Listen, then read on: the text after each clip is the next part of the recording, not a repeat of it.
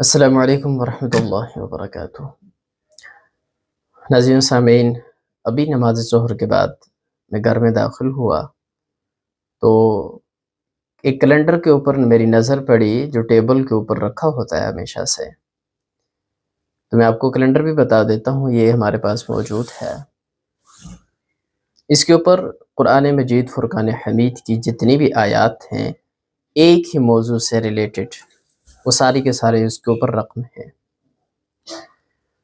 تو اس کے اوپر ایک آیت میری نگاہ سے گزری اور اس نے گہرا اثر کیا ہے میری طبیعت کے اوپر۔ تو میں نے سوچا کہ اگر اللہ رب العالمین کے کلام نے میری طبیعت کے اوپر اگر گہرا اثر کیا ہے تو کیوں نہ کہ میں اس چیز کو آپ سے بھی شیئر کر لوں۔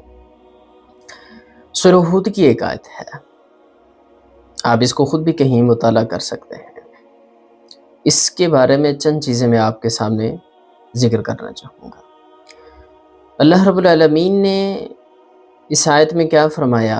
اعوذ باللہ من الشیطان الرجیم، من کان یرید الحیات الدنیا وزینتہا، کہ جو میرے بندے دنیا کی زندگی کو اور اس کی زیب و زینت کو، اس کی خوشنمائیوں کو چاہتے ہیں، اس کے طلبگار ہیں، نوفی الیہم اعمالہم، تو ہم ان کی کارگزاری کے بدلے میں، ان کے اعمال کے بدلے میں ہم انہیں وہ پورا کا پورا وہ دنیا دے دیں گے، وہ خوشنمائیاں انہیں عطا کر دیں گے۔ وَهُمْ فِيهَا لَا يُبْخَسُونَ، اور اس عطا کرنے کے اندر، اس دینے کے اندر کسی قسم کی کوئی کمی بھی نہیں ہوگی۔ لیکن میرے بندے یہ بھی سن لیں کہ أُولَٰئِكَ الَّذِينَ لَيْسَ لَهُمْ فِي الْآخِرَةِ إِلَّا النَّارُ، کہ ایسے جو میرے بندے ہیں کہ جو صرف دنیا کے اور دنیا کی خوشنمائیوں کے طلبگار ہیں، آخرت میں سوائے آگ کے اور ان کے لیے کچھ بھی نہیں ہے۔ وَحَبِطَ مَا صَنَعُوا فِيهَا، وہ جو اس دنیا کے اندر سب کچھ انہوں نے بنایا ہوگا وہ سب کا سب ختم ہو جائے گا، ضائع ہو جائے گا۔ وَبَاطِلٌ مَا كَانُوا يَعْمَلُونَ، اور جو کچھ وہ کر کے گئے ہوں گے وہ سارا کا سارا کیا ہو جائے گا؟ ملیہ میٹ ہو جائے گا۔ اب عزیزان محترم ناظرین، آپ توجہ کیجیے اس آیت کے اوپر کہ کتنے دل خراش ایک طرح سے اس کے اندر اللہ رب العالمین نے اس چیز کو بیان کیا کہ اگر ایک میرا بندہ یا بندی صرف دنیا کا طلبگار ہے، صرف دنیا کے لیے بے چین ہے، اسی کے لیے تگ و دو کر رہا ہے، اسی کے لیے اپنی ساری کے ساری صلاحیتوں کو نچھاور کر دیتا ہے، اچھا اپنی ساری کی ساری انرجی بھی اسی پہ لگاتا ہے، اپنی صلاحیتیں بھی اس پہ لگا رہا ہے، محنت کر رہا ہے، تڑپ ہے، جد و جہد ہے، ہر طرح کی کاوش ہے، لیکن اس سب کے باوجود اللہ رب العالمین فرماتے ہیں کہ میں اسے عطا کر دوں گا لیکن آخرت میں اس کے لیے کچھ نہیں ہے۔ یہ کتنا اللہ رب العالمین کا اٹل فیصلہ ہے۔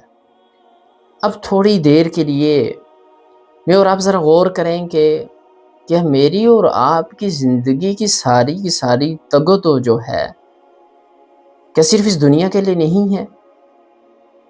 صبح سے لے کر شام تک ہر انسان کے دماغ میں جو کچھ چل رہا ہے کیا وہ صرف دنیا کمانے کے لیے نہیں ہے؟ کیا وہ دنیا کی آسائش اور وسائل کو کیا کرنے کے لیے، اس کو جمع کرنے کے لیے نہیں ہے؟ کیا ہر شخص کی یہ طلب اور تڑپ نہیں ہے کہ اس کے پاس ایک عالی شان محل ہو، اس کے پاس ایک عالی شان گاڑی ہو، اس کے پاس نوکر چاکر ہوں، عالی شان اس کا طرز زندگی ہو؟ یہ ہر شخص کی خواہش ہے، اور دنیا کی ہر طرح کی اس کے لیے خوشنمائیاں ہیں، اس کی جو رنگینیاں ہیں وہ سب کے سب اس کے لیے کیا ہے؟ بے چین ہے۔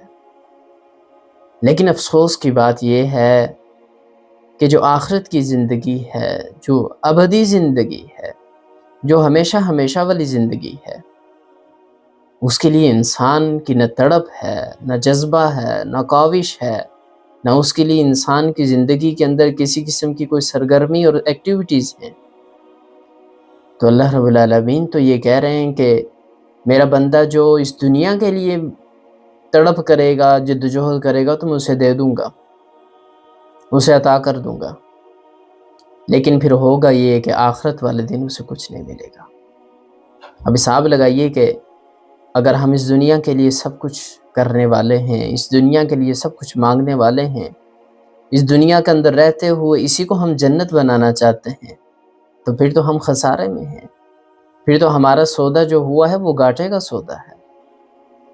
اور دوسری جو بے چینی اس آیت نے میری دور کی، وہ اس طرح سے کہ دیکھیے کہ انسان جو اس زندگی کے اندر بے چین ہوتا ہے، اس کے اندر ایک تڑپ ہوتی ہے، اس کے اندر جو ایک اضطراب کی کیفیت ہوتی ہے، یا دکھ اور مصیبت اور کرب آتا ہے اس کے اوپر، وہ بھی تو اسی وجہ سے آتا ہے کہ انسان زیادہ کی طلب میں آگے بڑھتا ہے۔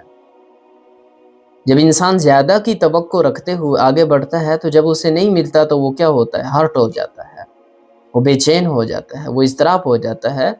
اور میری اور آپ کی زندگی کا یہ مشاہدہ ہوگا کہ بہت سارے لوگ اسی وجہ سے کیا کرتے ہیں؟ خودکشی کر لیتے ہیں۔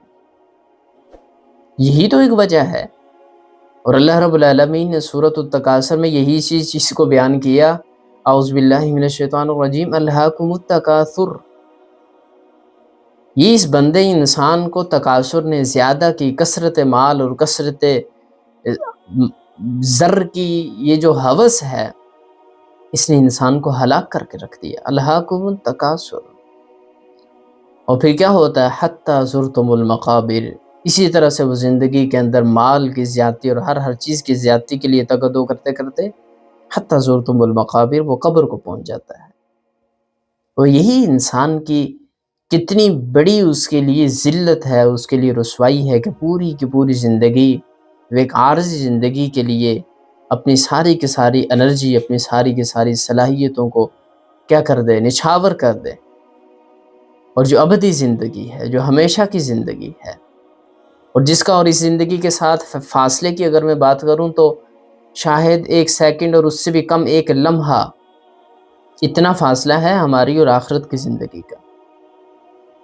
آپ یہ نہیں کہہ سکتے کہ 1 دن اور 1 سال یا 40 سال کا فاصلہ ہے، بلکہ دنیا کی زندگی اور آخرت کی زندگی کا اگر فاصلے کی بات کی جائے تو چند سیکنڈ اور چند لمحوں کی بات ہے، چند نہیں بلکہ 1 لمحے کی بات ہے۔ 1 لمحہ آپ کی موت آپ کے جسم سے جب نکل جاتی ہے، آپ کی روح آپ کے جسم سے جب نکل جاتی ہے تو آپ کی آخرت ہے، آپ کی آخرت شروع ہو جاتی ہے۔ تو صرف اور صرف 1 لمحہ دور انسان اپنی موت کے لیے تیاری نہیں کرتا، اپنی اس زندگی کے لیے تیار نہیں ہوتا۔ اور جو ایک عارضی زندگی ہے، جو ایک عارضی زندگی ہے کہ جس کی کوئی حقیقت نہیں ہے، اس کے لیے انسان اپنا سب کچھ ضائع کر دیتا ہے۔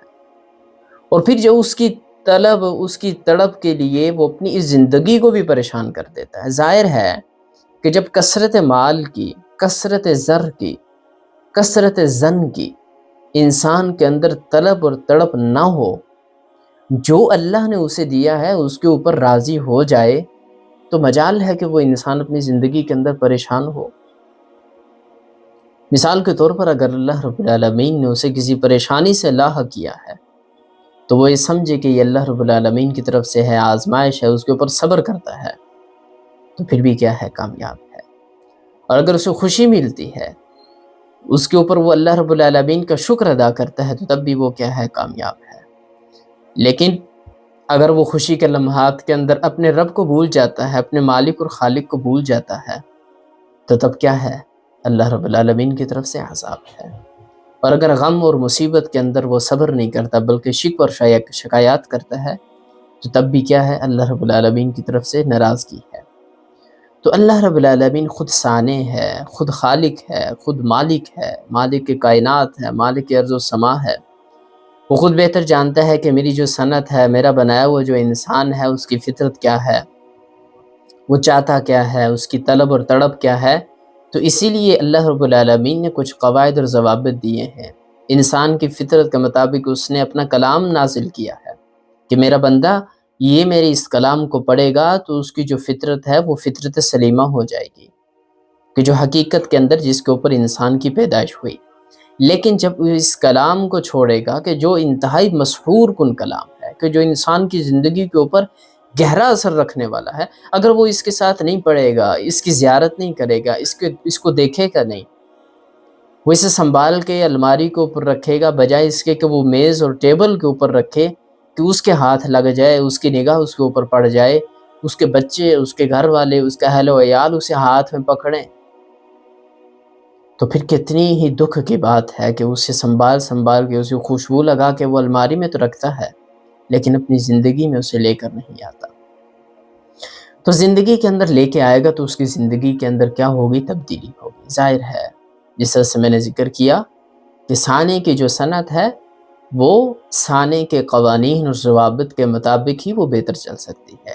ایک مشینری وہ اسی حال میں بہتر چل سکتی ہے کہ جب اس کی صنعت جہاں پہ ہوئی ہے، جس فیکٹری اور جس کارخانے سے ہوئی ہے، انہوں نے جو ساتھ میں کتابچہ دیا ہے کہ اس مشین کو، یہ جو صنعت ہے آپ لے کے جا رہے ہیں، اس کو اگر آپ نے ان اصولوں کے مطابق اگر استعمال کیا تو تب یہ بہتر ہوگی، یہ بہتر چلے گی، بہتر کارکردگی دکھائے گی۔ لیکن اگر آپ اس کے برخلاف کریں گے، اسے چلائیں گے، استعمال کریں گے تو یہ خراب ہو جائے گی۔ تو یہ مثال انسان کے لیے ہے کہ انسان اگر اللہ رب العالمین کے بتائے ہوئے طریقوں اور اس کی بتائی ہوئی تعلیمات اور اس کے دیے ہوئے کلام کے مطابق بسر کرتا ہے تو بہت اچھی گزرتی ہے۔ اگر اس کے برخلاف بسر کرتا ہے تو اس کی زندگی کے اندر اضطراب، اس کی زندگی کے اندر پریشانی اور دکھ اور کرب کے سوا اور کچھ نہیں رہتا۔ ہم اللہ رب العالمین سے دعا گو ہیں کہ اللہ رب العالمین مجھے اور آپ کو قرآن و سنت کے ساتھ اپنی زندگی کو جوڑنے، اپنی زندگی کو قرآن و سنت کے ساتھ بسر کرنے کی توفیق عطا فرمائے۔ وما توفیقی الا باللہ۔